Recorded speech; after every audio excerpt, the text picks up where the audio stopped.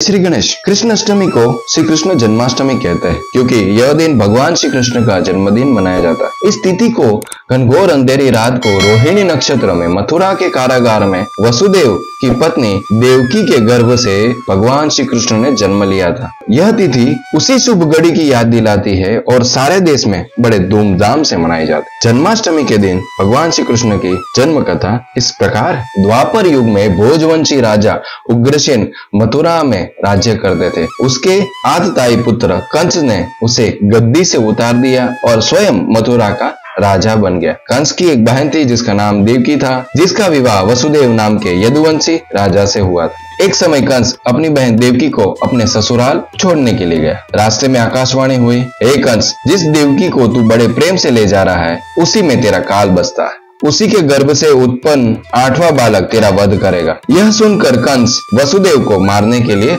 आतुर हुआ। तब देवकी ने उसे विनय पूर्वक कहा, मेरे गर्भ से जितनी भी संतानें होगी उसे मैं तुम्हें सौंप दूंगी। बहनों को मारने से क्या लाभ। कंस ने देवकी की बात मान ली और मथुरा वापस चला गया। उसने वसुदेव और देवकी को कारागृह में डाल दिया और बंदी बना लिया। वसुदेव देवकी के एक एक करके 7 संतानें हुई और 7 संतानों को उसने कंस को सौंप दिया और कंस ने सभी को मार डाला। अब 8वां बालक 8वीं संतान होने वाले कारागृह में उन पर कड़ी निगरानी और पहरा लगा दिया। उसी समय नंद बाबा की पत्नी यशोदा को भी बच्चा होने वाला था। उन्होंने वसुदेव देवकी के दुखी जीवन को देख 8वें बच्चे की रक्षा का उपाय रचा। जिस समय वसुदेव देवकी को पुत्र की प्राप्ति होने वाली थी उसी समय संयोग से यशोदा के गर्भ से एक कन्या का जन्म, जो और कुछ नहीं सिर्फ माया थी। जिस काल कोठरी में देवकी और वसुदेव के थे उसमें अचानक एक प्रकाश हुआ। उसके सामने शंख चक्र गदा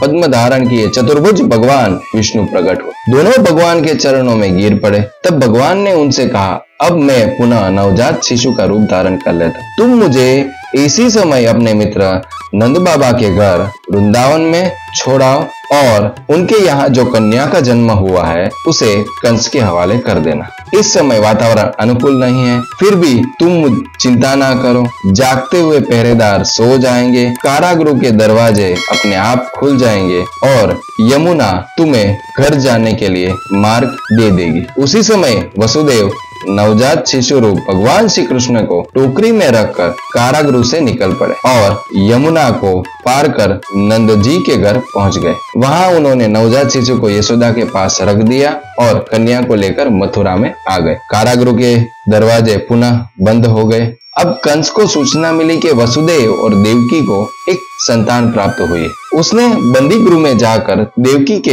हाथ से नवजात कन्या को छीनकर पृथ्वी पर पटक दिया, परंतु वह कन्या आकाश में उड़ गई और वहां से कहा, अरे मूर्ख, मुझे मारने से क्या होगा। तुझे मारने वाला तो वृंदावन में जा पहुंचा है, वह जल्द ही तुम्हें तुम्हारे पापों का दंड देगा। यह है श्री कृष्ण की जन्म कथा। अगर आपको ये वीडियो अच्छा लगा हो तो इसे लाइक कीजिए, चैनल को सब्सक्राइब कीजिए और ये दूसरों के साथ शेयर कीजिए। ओम नमः शिवाय। जय श्री कृष्ण।